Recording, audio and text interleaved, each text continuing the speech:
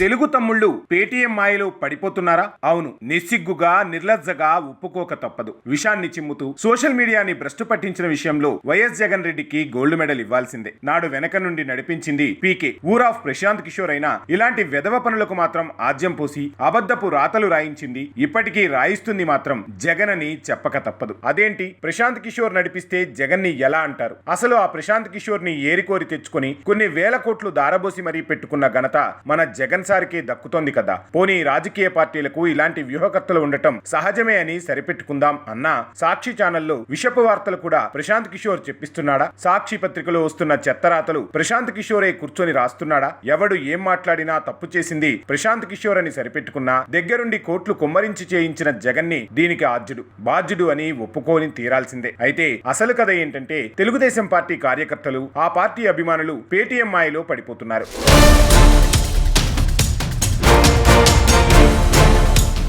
YCP trap లో చిక్కుకుని వాళ్లు ప్రచారం చేసే అబద్ధాలను నిజమనుకుని సోషల్ మీడియాలో ఓ తెగ తిప్పేస్తున్నారు. వైసీపీ పాలనలో ఉండగా పెంచి పోషించిన సోషల్ మీడియా విషవృక్షం పుణ్యమా అని చాలా మంది సోషల్ మీడియాని నమ్ముకుని సొంత యూట్యూబ్ ఛానళ్లు, సోషల్ మీడియా అకౌంట్లు పెట్టుకుని బాగానే వెనకేసుకున్నారు. కొత్తగా ఇల్లు కట్టుకున్నారు, కార్లు కొనుక్కున్నారు, దిగువ మధ్యతరగతి నుంచి ఎగువ మధ్యతరగతి వరకు ఎదిగి తమ లైఫ్ స్టైల్ ని సెట్ చేసుకున్నారు. అయితే ఇలాంటి వాళ్ళు చాలా మంది పైకి మాత్రం సోషల్ మీడియా ఇన్ఫ్లుయెన్స్ అంటూ మెడలో ఒక ట్యాగ్ వేసుకుని రాసేవన్నీ జగన్ కి కావాల్సిన వార్తలే. అయితే ఎవరికి మాత్రం అనుమానం రాకుండా న్యూట్రల్ ముసుగులో కథను నడిపిస్తా అప్పుడప్పుడు చంద్రబాబుపై, లోకేష్ పై, పవన్ పై అరాకొరా పాజిటివ్ వీడియోస్ పోస్ట్ చేస్తా ఎన్నికలు దగ్గర పడుతున్నాయనే సమయానికి ఊసరవెల్లిలా మారి రంగులు మార్చి అసలు రంగు బయటకు తీసి విషాన్ని చిమ్మడం మొదలు పెడతారు. ఇలాంటి వాళ్ళ విషయంలో, ఇలాంటి అకౌంట్ల విషయంలో, ఇలాంటి సో కాల్డ్ ఇన్ఫ్లుయెన్స్ విషయంలో తెలుగుదేశం పార్టీ క్యాడర్ కాస్త కన్ఫ్యూజన్ లో ఉంది అన్నది ఇప్పుడు వినిపిస్తున్న వార్త. వాళ్లను న్యూట్రల్స్ గా పరిగణిస్తూ వాళ్ల కంటెంట్ ని భుజాన వేసుకుని మోస్తూ వాళ్లకు కాసుల వర్షం కురిసేలా చేస్తోంది. అమాయకపు తెలుగుదేశం సైన్యమే అన్న లెక్క కూడా కనిపిస్తోంది. మరి